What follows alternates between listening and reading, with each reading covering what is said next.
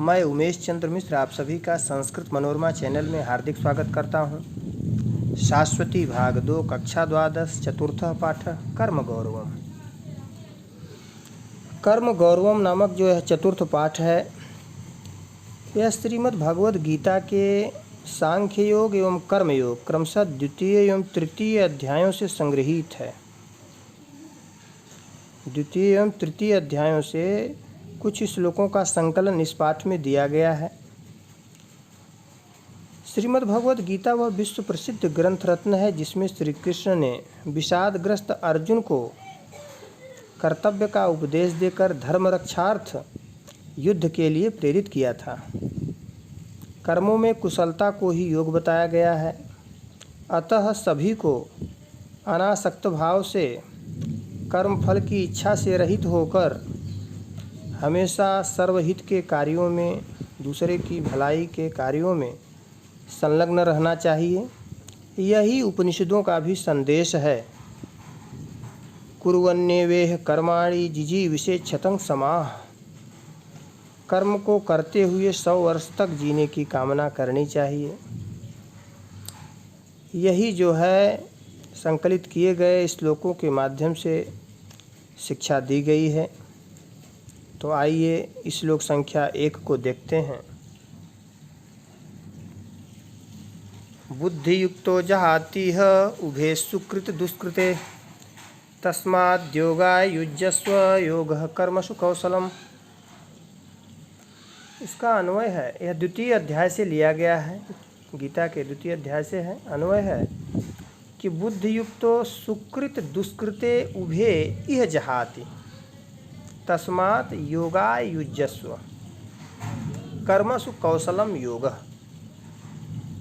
बुद्धियुक्तो अर्थात ज्ञान संपन्न, सुकृत दुष्कृते उभे, यहाँ पर विशेषण विशेष की तरह जो है प्रयुक्त हुआ है और दोनों नपुंसक लिंग द्वितीया विभक्ति द्विवचन में है।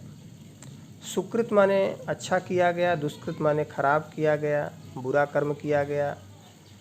सुकृत यानी जो है पुण्य और दुष्कृत माने पाप। तो इस पुण्य और पाप दोनों कर्मों को, उभे माने दोनों को, यह माने यहाँ से आशय है कि इस लोक में, इस संसार में त्याग देता है। ज्ञान संपन्न जो पुरुष है वह पाप और पुण्य इन दोनों कर्मों को इस संसार में त्याग देता है।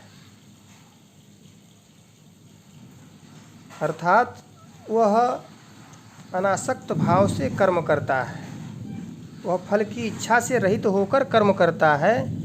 इसलिए तुम कर्मयोग के लिए कर्म फल की इच्छा से रहित होकर कर्मयोग के लिए लग जाओ।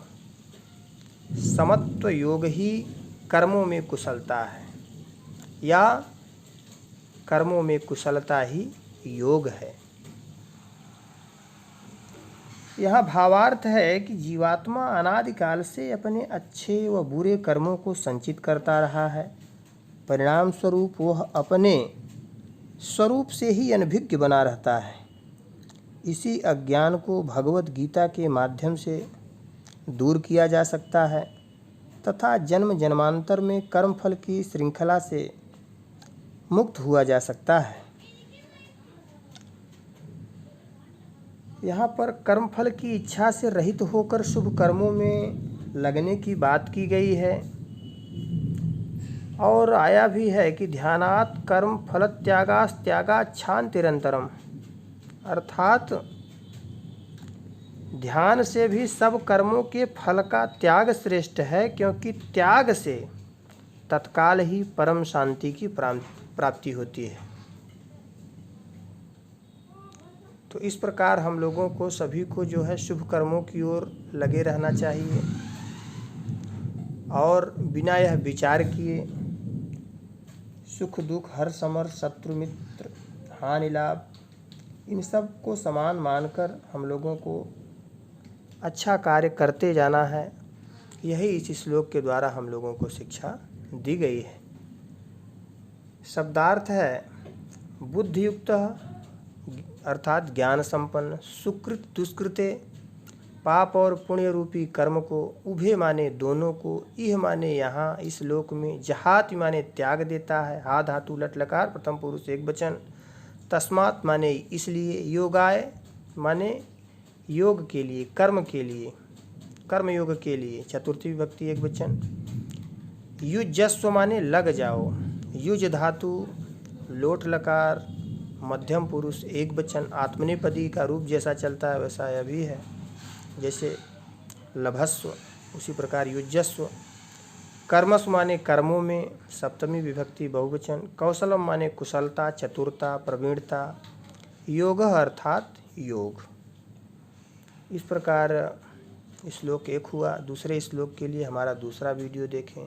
धन्यवाद।